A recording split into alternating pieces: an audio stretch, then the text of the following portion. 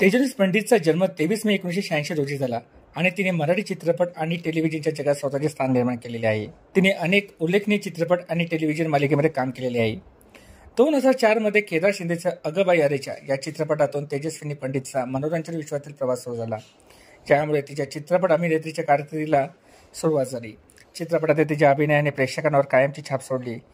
या पदार्पणाने तिची क्षमता दाखवली आणि तिच्या कारकिर्दीत काय घडणार आहे याचा स्टेज सेट केला। प्रत्येकाचे स्वतःचे अनोखे आकर्षण आहे। मी सिंधुताई सकपाळ या चित्रपटातील तिच्या सर्वात प्रमुख भूमिकांपैकी एक होती, जिथे तिचे वास्तविक कथेवर आधारित शीर्षक व्यक्तिरेखा साकारली होती। या कामगिरीने तिला समीक्षकांची प्रशंसा मिळवून दिली आणि आव्हानात्मक आणि भावनिकदृष्ट्या मागणी करणाऱ्या भूमिका घेण्याची तिची क्षमता प्रदर्शित झाली। 2013 मध्ये तिची मुक्ती चित्रपटाने शेतकरी आत्महत्येच्या संवेदनशील मुद्द्याला संबोधित केले आणि ग्रामीण भारतातील गंभीर चिंतेवर प्रकाश टाकला। या चित्रपटाने केवळ मनोरंजनच नाही तर महत्त्वाच्या सामाजिक समस्याबद्दल जागरूकता निर्माण करण्याच्या प्रकल्पाप्रती तिची बांधिलकी दाखवली।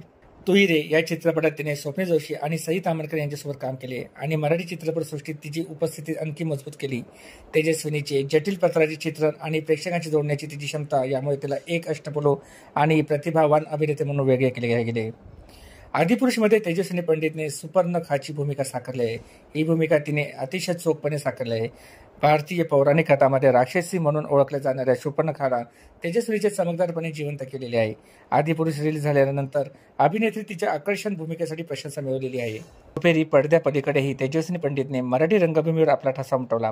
केदार शिंदे दिग्दर्शित अगं बाई अरेच्यामध्ये तिने नकारात्मक भूमिका साकारली होती। रंगभूमीवरील तिच्या प्रवेशामध्ये राखेली आणि वावटं सारख्या नाटकामधील भूमिकांचा समावेश होता, की जिथे तिने तिचे अभिनय कौशल्य आणि अष्टपैलुत्व दाखवलेले आहे। तेजस्विनी पंडितची कथा तिच्या वैयक्तिक आयुष्यातही तितकीच वेदक आहे जितकी तिच्या पडद्यावरचा प्रवास होता। 16 डिसेंबर 2012 रोजी तिच्या बालपणीचा प्रेयसी भूषण पोपचेशी लग्न केले।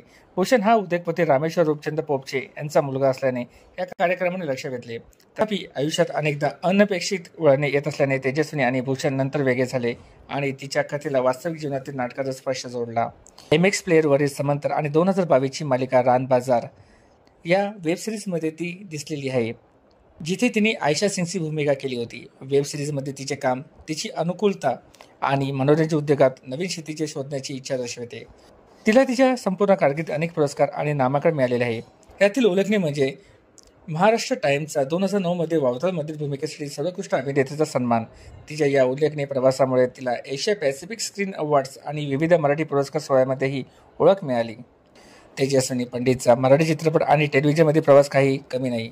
वैविध्यपूर्ण पात्रांमध्ये प्राण फुंकण्याची तिची क्षमता, थिएटरमध्ये तिचे योगदान आणि वेब सिरीजच्या जगात तिचा प्रवेश यामुळे तिला मनोरंजन उद्योगातील बहुआयामी प्रतिभा आहे। इंडस्ट्रीत बदलत्या लँडस्केपशी ती विकसित होत राहिल्याने तिचे चाहते तिच्या भविष्यातही प्रकल्पाचे आणि पडद्यावर जिवंत करणारी नवीन पात्रे याची आतुरतेने अपेक्षा करतात। तेजस्विनी पंडित हे मराठी मनोरंजन विश्वात खरंच पाहण्यासारखे नाव आहे।